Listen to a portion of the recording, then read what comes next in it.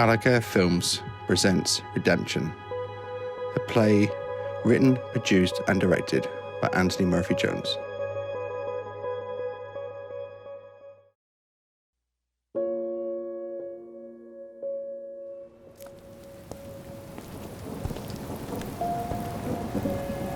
Typical. I'm late for work and it's raining. At least Matt can't dock my pay, seeing as I'm a volunteer for his homeless shelter. Fortunately, the streets aren't too busy at this time of night. As expected, there's Bud, manning the door, waiting to help all the lost souls enter the shelter. Thanks, Bud. Looks like it's going to be a real wet one tonight. Damn right, Mrs. Shepherd. You know you can call me Helen. I'm not anyone special. Sure thing, Mrs. Shepherd. You're a good man, Bud. The shelter is packed tonight, no doubt due to the weather. As usual, it is chaos in the kitchen. I hang up my coat and make my way over to the counter. I immediately see Matt standing proudly amongst his small army of workers, calmly directing them through their duties. Hey Matt, sorry I'm late. Oh, no worries, Helen. I'm just glad you could make it. Look, we're running a bit short tonight, so would you mind helping out Sally with the potatoes? Of course. The chaos continues for the next hour or so, but then it slowly starts to die down as the last of the stragglers enter the shelter. By now, I've joined Matt and two other volunteers on the counter, handing out bread rolls to go with their stew. As each of the homeless goes by, I can't help but check out their faces. Although all look lost and hungry, neither of them are the one I'm looking for. Will I ever find him? As I look out across the room, I noticed a hunched figure I hadn't seen before creep in and make his way to the far corner. Matt? Yep. Are you okay to cover me? I just want to make sure that the new guy over there is okay. Oh, of course. Here's some stew. You may be hungry. Thanks.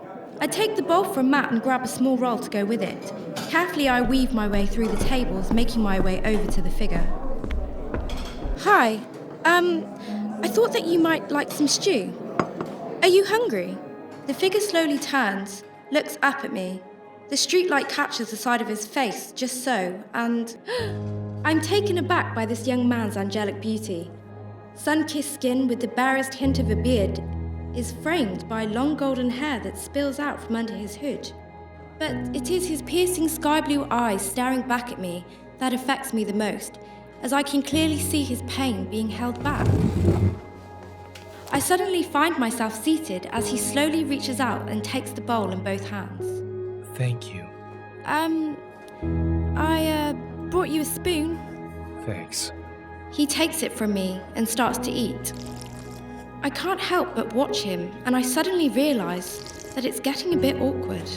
So, what's your name? He looks at me, and his eyes darken before turning away and looking out of the window. I realise that I've made him uncomfortable, and so I get up. It's okay, I understand. Rowley. I stop, and I see a single tear run down Rowley's cheek. I try and think of something to say, but all that comes out is, My name's Helen. I'll be here if you need me. I make my way back to Matt at the counter. My mind is a jumble. Why am I affected so much by this young man? It's not like I haven't seen the lost and destitute before. But there's something about him. Something personal. Hey, Matt. Yeah, you okay? That guy over there. He calls himself Rowley.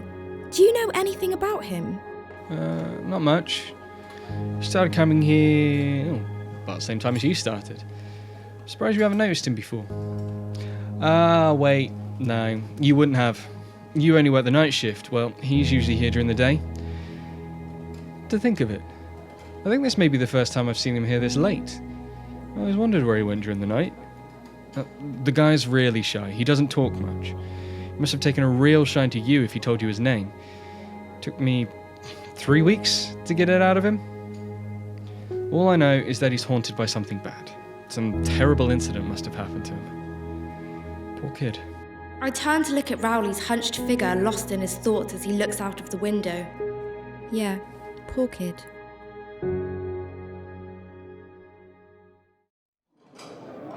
I didn't see Rowley for the next 4 nights.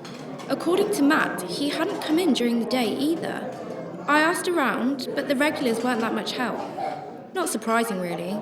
They all have their own lives to live, most preferring solitude. But on the 5th night, Rowley appeared, seated at the same table, looking out of the window. So I grab a small bread roll and make my way over. Are you hungry? Rowley turns and looks at me. I mean, really looks at me. Those amazing blue eyes feel like they're peering into my soul. I feel almost naked under that gaze. And then the feeling's gone as he takes the bread roll from me. What is it about him? Thank you. Do you mind if I sit here? No. We both sit here a while, looking out the window. Occasionally, I look across and watch Rowley take small bites out of the roll. You are married, Mrs. Shepherd. I'm sorry, what? I said that you are married. How do you know that? No one here knows. You have the look of someone who knows love. I'm alarmed. I've always kept my private life secret. Rowley smiles a warm smile and points to my hand. I saw the ring imprint on your wedding finger when you handed me the bread. I assume that you remove it each night. You know, when you work here. I'm sorry. I didn't mean to upset you. No, I'm the one who's sorry. You're just stating what you saw and naturally drew a conclusion. You're right. I am married, but I haven't seen my husband in a long time. What happened? Aren't I supposed to be asking you that question? Sometimes people forget it's not just the homeless who get lost.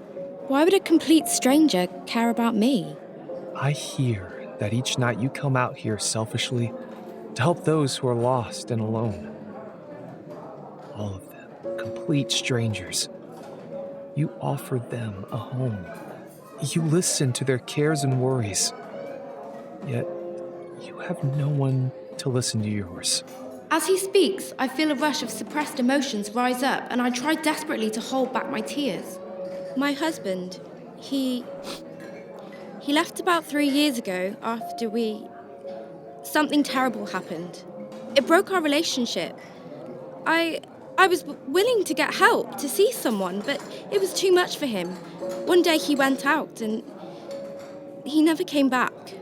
Is that why you are out here? Hoping to find your husband? Yes. Why? Do you know where he is? Rowdy slowly shakes his head and looks away from me. The tragedy that tore you two apart. What was it? It's very personal. And although it's been a long time, look, I appreciate your wish to help, but it's still very fresh to me. I understand. I'm sorry if I've distressed you. I nod through my tears and look out of the window, trying to control my feelings. I briefly notice Rowley standing up and looking down at me before walking away, but all I can see are my lost memories.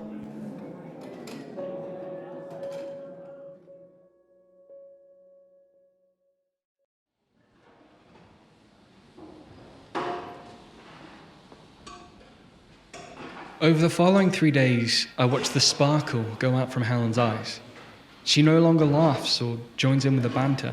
Something was said between her and Rowley, and it's clearly affected her. Rowley still comes in, but Helen always finds a reason to stay in the kitchens. Tonight, for the first time, I notice Helen watching Rowley as he enters the shelter. She seems to have decided on something, but appears to be struggling with it. How are you holding up? Oh, hi, Matt. I'm fine. Hey, it's not like me to interfere. Okay, maybe it is, but it seems to me that you and Rowley need to sort a few things out. Since your talk, I've stopped laughing. Did he say anything, I don't know, offensive to you? We can have him removed if... No, not at all. He just made me remember something important. Again, she looks over at Rowley. I put my arm onto her shoulders and gently push her forward. Then I suggest you go talk to him. Thanks. I will.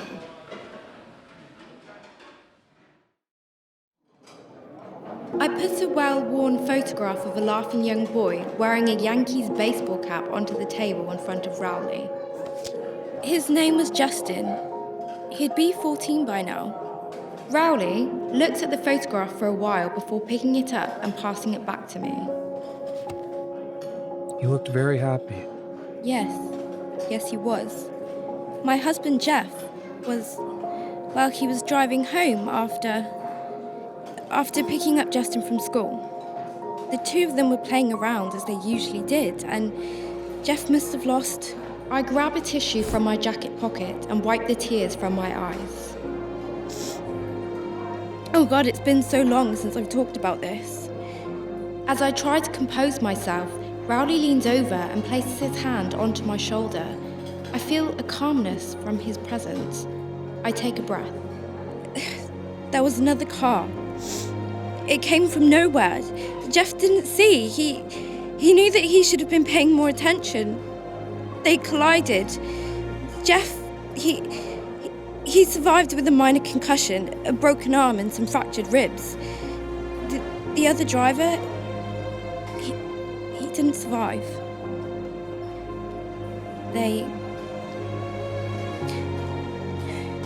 They found my baby boy on the pavement. He had been thrown. Oh God. I feel Rowley's gentle squeeze, and without thinking, I grab him in a hug. I cry heavily into his shoulder. Oh God, I'm so sorry. I didn't mean to let it get to me. I haven't spoken to anyone about this. It's okay. Jeff kept blaming himself. We'd get into arguments, stupid ones really, over the most trivial things. One day, he said goodbye and he was gone. I thought he'd return, you know? I thought he'd gone out to sort his head out, but a week quickly turned into a month, which became 2. And I soon realised that he wasn't going to come home. I decided then to come out and look for him. I tried all the usual haunts, but I couldn't find anything. Then, one evening, on TV, I saw a programme about charities for the homeless, how they came from all walks of life. It dawned on me that Jeff may have become one of them. So I signed up to as many local shelters as I could to volunteer myself. And, well, I've been searching ever since. I'd like to help. Why? I need to. I mean, I know these streets. I know these people. I look at Rowley for a moment. For some reason, my story has affected him deeply. I can see that somehow his pain is shared by mine. Maybe he too is looking for something. For a split second, I could swear that I saw his eyes sparkle. Was that hope I saw? Maybe he can help. Why not?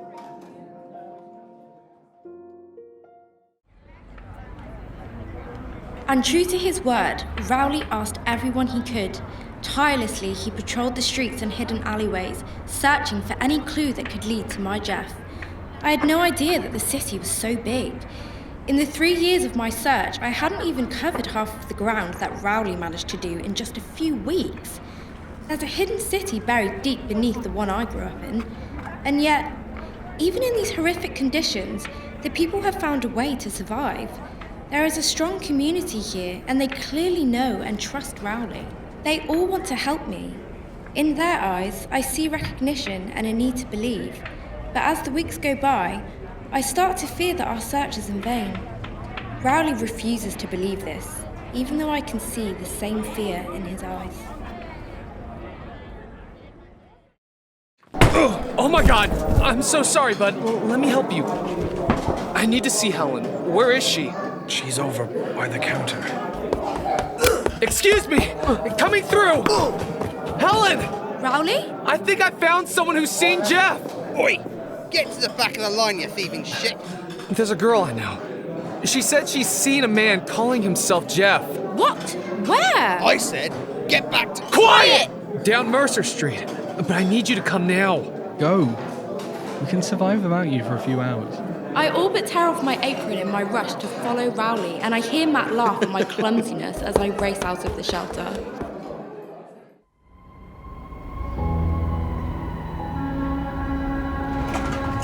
I soon find out that Mercer Street is one of the many forgotten alleyways of this city. Everywhere is strewn with bits of debris, deteriorating cardboard and waste. Amongst the detritus, I see a number of homeless trying to make their own shelter from the cold and rain. With me in tow, Rowley weaves his way through the bodies until we stand before a piece of corrugated steel leaning against the wall with an old blanket hanging over an entrance, creating a makeshift door. Gwen! Gwen! What? Oh, hey, Rowley. A young girl who couldn't be older than 14 pulls back the blanket. I'm appalled by her appearance. Her eyes are sunken and bloodshot. On her arm are a number of fresh bruises. A particularly nasty one resides around her neck. Her dirt-encrusted clothes are also torn, revealing pale, bruised skin beneath. Gwen, what happened? The usual. Troy and Spitz. What did they want? Same as you. That guy you were asking about, Jeff, weren't it? She looks at me with eyes that no longer care. This her? Yeah. Look, do you know why they were after him? Fuck if I know. Where did you see him? Who? Jeff? Down near Larry's. But you better be quick. Troy and Spitz looked pretty pissed. Damn it! Rowley grabs my hand and a small static charge shoots at my arm. Come on! We've gotta run!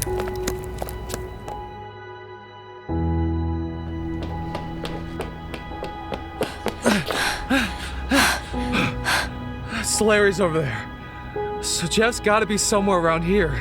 I'm too out of breath to reply. It's been a while since I did any running. Instead, I look around and realise that Larry's is an old greasy spoon cafe that has been closed for some time. Graffiti adorns the walls and there are panels of metal mesh covering the windows.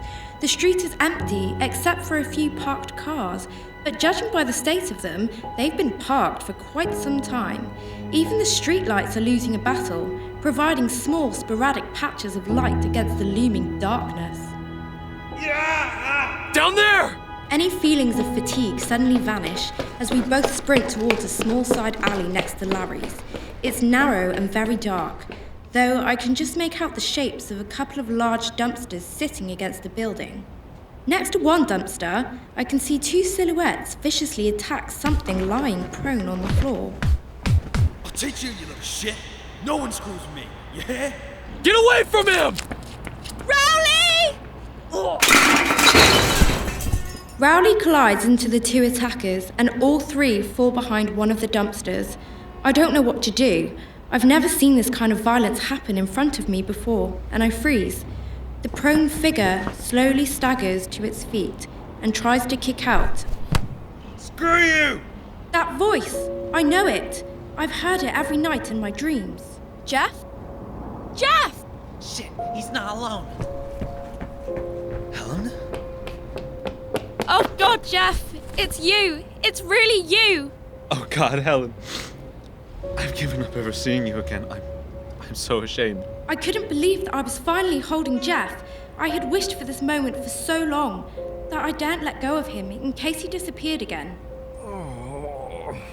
Rowley's moan of pain brings me back to reality and I reluctantly pull away from Jeff's strong embrace. Looking around, I see a curled up figure lying behind the dumpster. Rowley? Rowley! I rush over and gently turn Rowley over. He is clasping his stomach tightly and is clearly in a lot of pain. I try to carefully pull his arm away, but he holds fast. I look at my fingers, and they are covered in his blood.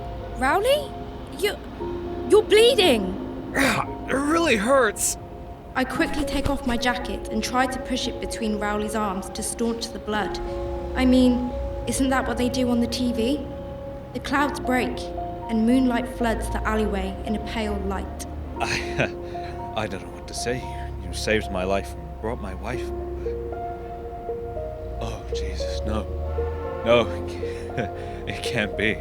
Jeff? I know that face. It's him. Who? I saw you die. What? I never died. Not you, him. He's the driver, Helen. He killed Justin. I saw you die. No. The whole world collapses in an instant. My heart drops. Something grabs my arm, and I look down and see Rowley holding me. He's right.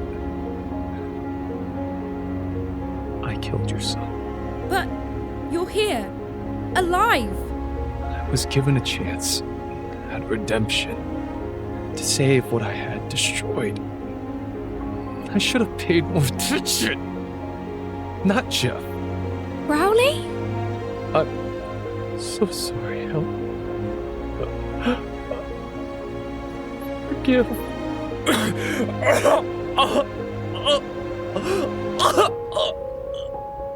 I can't move. I can't think. I realise that I'm in shock, but I don't care. I look down at Rowley's dead eyes, his dark blood slowly dripping from his lips. I can't control my tears, and they start to pour freely. I feel Jeff's grip on my shoulder. Helen, He was my friend. come on. In my dazed state, I watched Jeff reach down and try to pry Rowley's hand off my arm. What the hell? Suddenly, Rowley's skin starts to glow with a shimmering golden light. At first, it starts as gentle sparkles, but quickly grows into strong shards of light that burn through Rowley's skin. His hand lets go of my arm, and I quickly scramble back. The golden light rapidly consumes Rowley's body. The light becomes so intense that I have to shield my eyes with my arm. A moment later, the light dies. Rowley's body is no longer there. Not even his clothes. It's as if he never existed. What just happened? I don't know. Let's get out of here. Come on, let's go home. Hearing Jeff say that he wants to go home, our home, together, catches me, and I turn to face him. For the first time, I see him properly. My beautiful Jeff is covered in cuts and sores, all coated in dirt. His clothes are torn and filthy, and I feel the pain he must be in. Yes, let's go home. As we walk out of the alleyway and under a working streetlight, I stop and look back at where Rowley died. Goodbye, Rowley, my friend.